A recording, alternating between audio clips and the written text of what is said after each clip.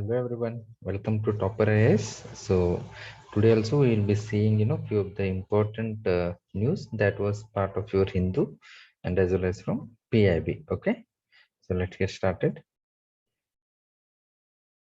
So the first one is with respect to World Bank in its report called Global Economic Prospects has said that India's economy is expected to grow by 8.3% in the fiscal year. Okay, that began in April 2021. Okay, so the fiscal year, financial year, so normal year Jan to December, but accounting year of the government differs. It begins from April 1 to March 31. Okay, this will be the accounting year for the financial year for the government. Okay, so for the financial year, so that has begun economic world bank in its global economic prospects has said that India is going to grow about 8.3%.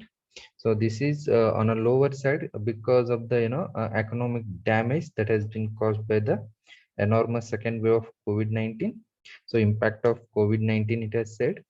Okay, and the economic activity or the recovery process will be same as like what is seen in the first wave. Like economic activity in India would likely follow a similar but less pronounced collapse and recovery trend seen during the first wave. So because of lockdown, a sudden shutdown of all the economic activities, and we saw that this has impacted the economy, but gradually there was a reopening of the economy and re-beginning of economic activities. So same trend will also continue in the second wave also. Okay, and what it had said is pandemic will undermine the consumption and investment, so people are likely to save money. Okay, and even because the demand is going to go down, investment will also take on a hit. Okay, so consumption and investment as confidence remains depressed and balance sheet damaged. So because of that, consumption and investment is going to be on lower side. So as a consequence of that, even in the financial year 2020 to 23, growth so is going to slow down to 7.5%, reflecting the lingering impacts of COVID-19. So effects of COVID-19 on household, corporate, bank balance sheets. Okay, and possibly lower level of consumer confidence also, and higher uncertainty in job and income prospects. So all these things will impact even the growth even in the coming years also, is what World Bank is saying. So as of for exams point of view, what is important will be, remember World Bank has brings out global economic prospects report. Okay, you need to remember that. Okay, so let's see next one. Necessary reversion it is.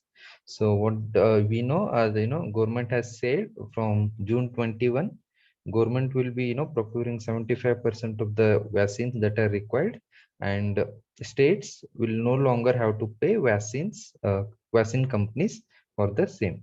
So it was said that the states will procure vaccines directly from the companies and they have to pay for it. This was the thing, but now it has, the policy has been reversed, and central said that it will be procuring the most 75% of the required vaccines, and states will no longer have to pay vaccine companies for the same. Okay, and vaccines will continue to be free for all those who choose to get their shot at government centers. So what was said, 18 to 44 age group, they have to pay. That was not that is done away now. So vaccines will be free if you are taking it at the government centers, and so 25% of vaccines will be allotted to private hospitals also.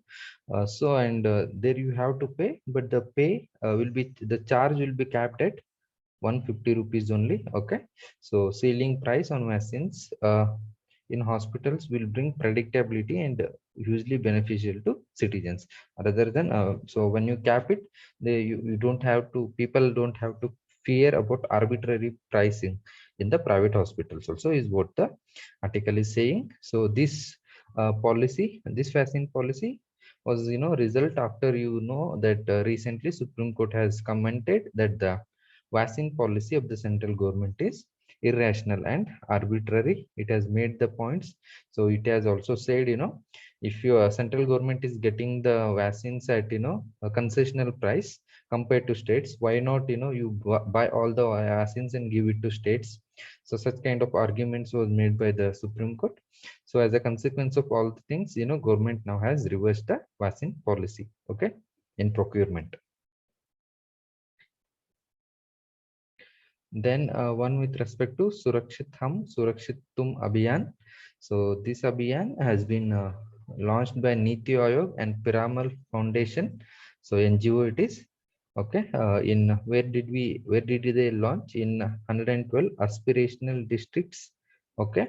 So what does it seek to achieve is, campaign aims to provide COVID home care to support to around 20 lakh citizens in the aspirational districts. So what does it is expected to play a role in preparedness in the within the districts, and so provide support to COVID cases, 70% of the COVID cases at home itself, so that by doing that you are reducing the pressure on the health system in the rural areas, and also stemming the your uh, reducing the fear among the people that the COVID is going to be there, will be spreading still. Okay, so that kind of things will be addressed by Surakshit Hum Surakshit Tum Abhiyan in the aspirational districts. And not only that, the campaign will also take capacity building of citizens for correct usage of oxygen concentrators that have been supplied to this districts. So capacity buildings will be taken for right usage of oxygen concentrators. Okay. So remember Niti Aayog and Piramal Foundation in aspirational districts. Okay. So few things you should know about aspirational districts program. Okay. Aspirational districts program are those before that, aspirational districts are those districts in India that are affected by poor socio-economic indicators. So lower literacy, higher poverty rate, okay, so lack of employment opportunities. So all these socio-economic indicators, poor health indicators, so nutrition, malnutrition rate is high. So such kind of things we refer it as a socio-economic indicators. Okay, so these districts where you see such a poor socio-economic indicators, or we refer it as aspirational districts.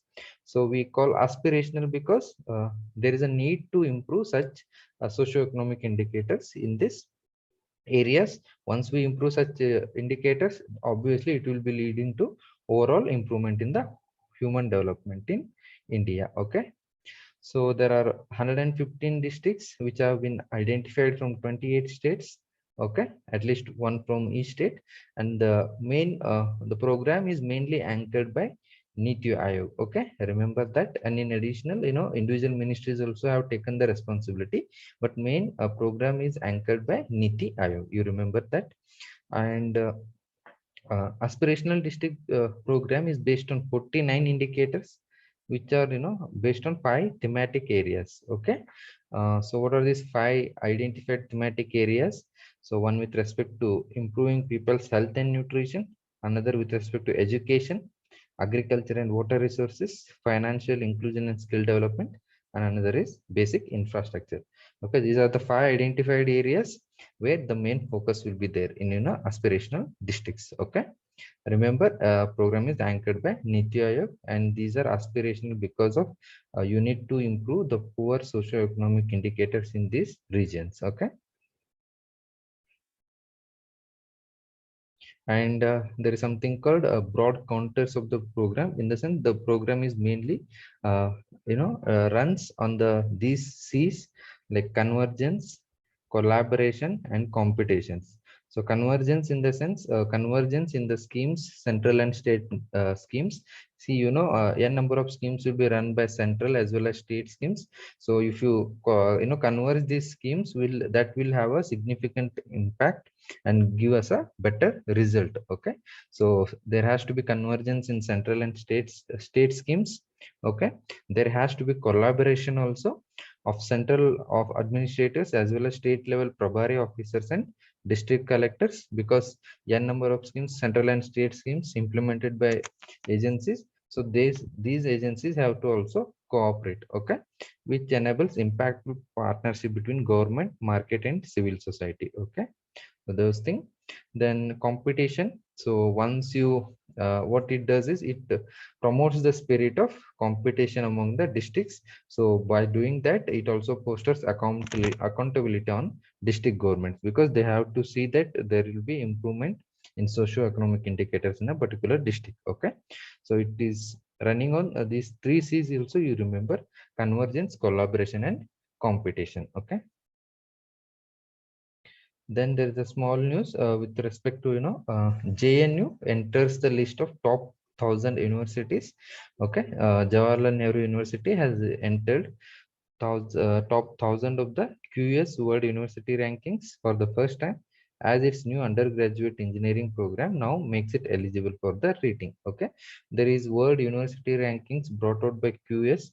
See, the name is Quacquarel Simons Limited. You don't have to, it is, remember that QS, just remember QS, don't go for the remembering explanation. So QS, a publisher, a private entity, brings out world university rankings. Okay, so in that, JNU first time has entered the list of 1,000. Okay, why? Because see, the ranking will be on those institutes which are having both undergraduate and graduate programs. So now JNU has introduced undergraduate engineering program. That's why it has been possible. It has been eligible for the rating. Okay, and IIT Bombay ranks the highest in India.